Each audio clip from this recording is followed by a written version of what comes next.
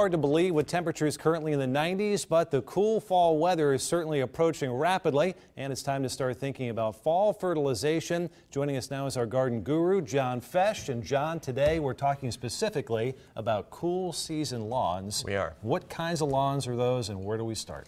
Primarily, we're looking at tall fescue and Kentucky bluegrass. Those are the ones that are really the ones that we tend to fertilize at this time of the year. Okay, now there are 4 optimal times. Yes. And we're kind of on step number 3. We're talking, the first one is Arbor Day. Arbor Day because it's Nebraska, and Right. so late spring. Okay. It's kind of the time that I like to encourage people. It helps me remember. It's called a mnemonic strategy. Ooh, very nice. I Yeah, like that. yeah. Yeah, don't ask me how to spell it, but it's a great strategy. Then you got Memorial Day. Memorial Day, also easy to remember. Now we're kind of right here, Labor Day weekend. Labor Day then weekend. The 4th is Halloween, which we'll talk about in a second. But Right. Labor Day fertilization, where do Right. we start?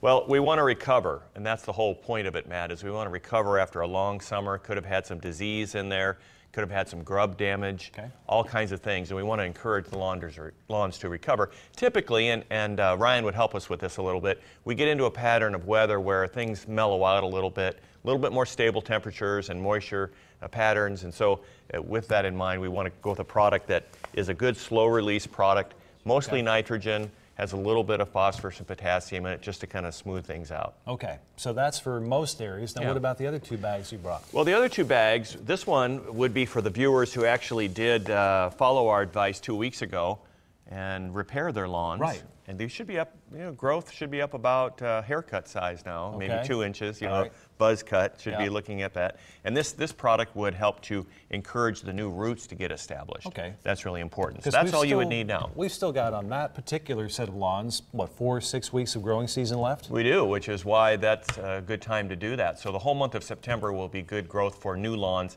and this will enhance that growth. Okay. 3rd bag, what's that for? 3rd bag is for that Halloween time. That's a sort of a winter preparation time. The fall lawn fertilizer. Sometimes you'll see this as winterizer. Would be another name for it. And this would be another product that would work really well for that purpose. But that's later. That's Halloween. Later. So this 3rd bag you actually kind of want to avoid right now. That's a little right. bit too early. And just while we're on the topic, what does winterizing your lawn mean? Well, it means providing a little bit of nitrogen and a little bit of potassium.